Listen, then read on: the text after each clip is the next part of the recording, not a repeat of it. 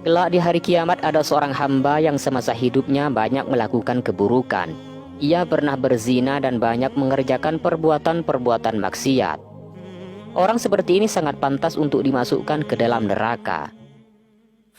Ternyata benar, ketika si hamba dihadapkan di hadapan Allah Subhanahu wa Ta'ala, catatan amalnya lalu diberikan dan didapati di dalamnya ada banyak catatan keburukan-keburukan selama si hamba masih hidup.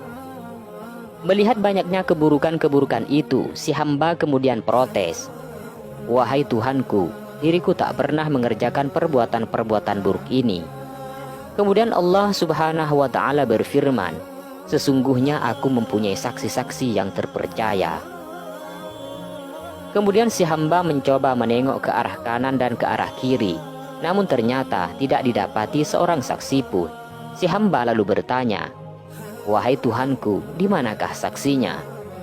Kemudian Allah Subhanahu wa Ta'ala memerintahkan anggota tubuh si hamba untuk memberikan kesaksian kepada hamba itu. Dan benar saja, atas izin Allah, kedua telinga si hamba berkata, "Sungguh, kami telah mendengar dan mengetahui bahwa ia benar-benar sudah melakukannya." Lalu kedua mata si hamba berkata, "Sungguh kami telah melihatnya." Lalu lidah berkata, "Sungguh kami telah mengucapkan hal itu." Lalu kedua tangan dan kaki si hamba berkata, "Sungguh kami telah melakukan hal itu." Kemudian kemaluan juga berkata, "Sungguh aku telah melakukan zina."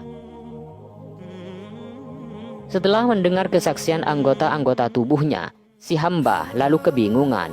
Allah Subhanahu wa Ta'ala lalu memerintahkan agar hamba pendosa ini dimasukkan ke dalam neraka. Namun tiba-tiba muncullah satu rambut dari mata sebelah kanan si hamba. Rambut itu lantas memohon izin kepada Allah untuk berbicara. Kemudian Allah Subhanahu wa Ta'ala mengizinkannya. Lalu rambut itu berkata, "Ya Tuhanku, bukankah engkau telah berfirman, hamba manapun yang menenggelamkan satu rambut di antara rambut-rambut matanya dengan air matanya karena takut kepadaku, maka tidak lain akan kami selamatkan dia dari api neraka." Kemudian Allah Subhanahu wa Ta'ala menjawab, "Iya, benar." Kemudian rambut berkata lagi, "Saya bersaksi bahwasanya hamba yang berlumur dosa ini sungguh pernah menenggelamkan aku dengan air matanya karena takut kepada engkau." Setelah mendapati kesaksian rambut, Allah Subhanahu wa Ta'ala kembali memberi perintah agar hamba pendosa itu dimasukkan ke dalam surga.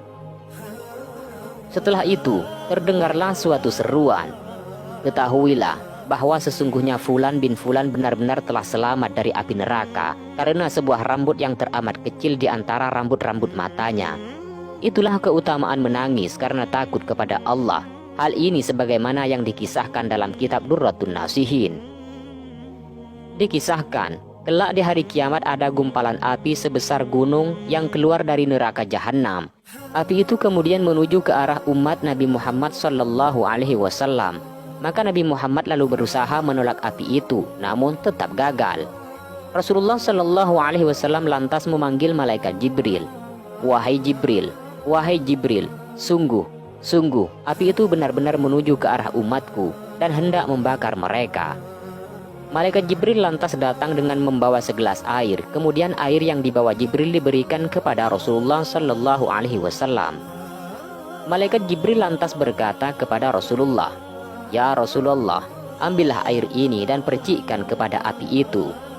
Dan ketika Rasulullah memercikkan air kepada api itu, maka seketika itulah api itu menjadi padam.